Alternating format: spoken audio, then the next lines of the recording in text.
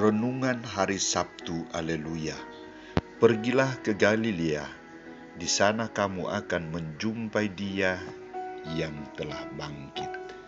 Bacaan pertama diambil dari kitab Kejadian, bab 1 ayat 1 sampai bab 2 ayat 2. Kitab Keluaran, bab 14 ayat 15 sampai bab 15 ayat 1. Bacaan ketiga dari kitab Nabi Yesaya bab 54 ayat 5 sampai 14. Bacaan epistola dari surat Paulus kepada jemaat Roma bab 6 ayat 3 sampai 11, dan bacaan Injil dari Injil Markus bab 16 ayat 1 sampai 7.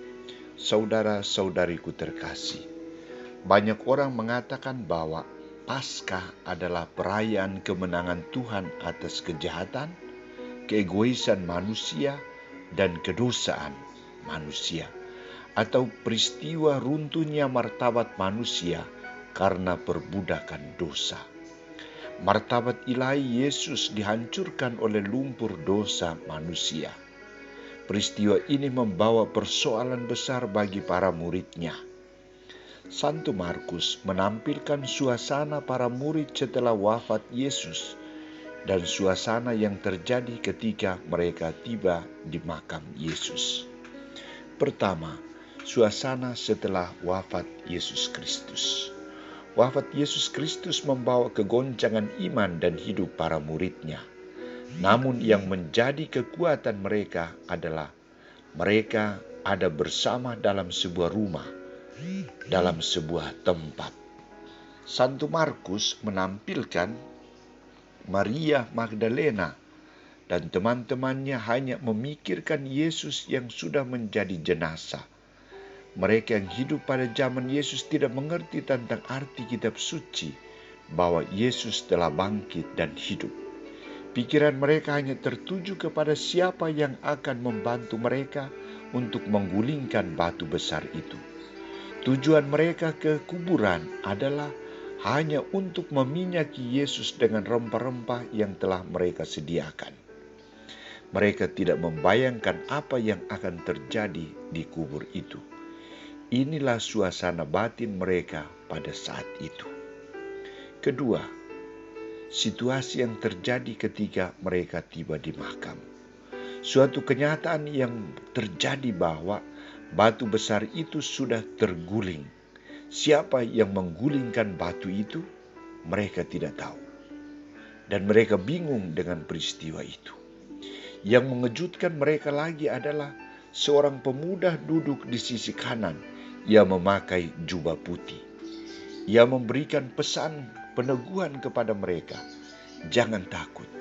Kamu mencari Yesus dari Nazaret yang tersalib itu. Ia sudah bangkit dan tidak ada lagi di sini. Lihatlah tempat ia dibaringkan. Pergilah dan katakanlah kepada murid-muridnya dan Petrus bahwa ia mendahului kamu di Galilea. Di sana kamu akan melihat dia seperti yang telah dikatakannya kepadamu. Saudara-saudariku terkasih, di sini Maria Magdalena dan teman-temannya diajak untuk beralih dari kubangan masalah wafat Yesus dan pergi. Pergi untuk apa? Pergi untuk mewartakan bahwa Tuhan yang mereka imani telah bangkit kepada para muridnya. Ia sudah mendahului mereka ke Galilea dan ia meminta kepada mereka agar mereka juga pergi ke Galilea untuk menjumpai Yesus yang bangkit itu. Mengapa Yesus mengajak mereka pergi ke Galilea dan bukan pergi ke Yerusalem?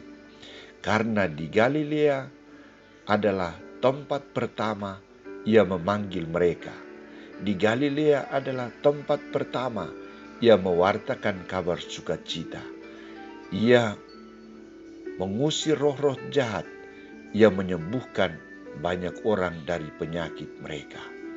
Di sanalah Yesus mau membuat suatu pembaharuan.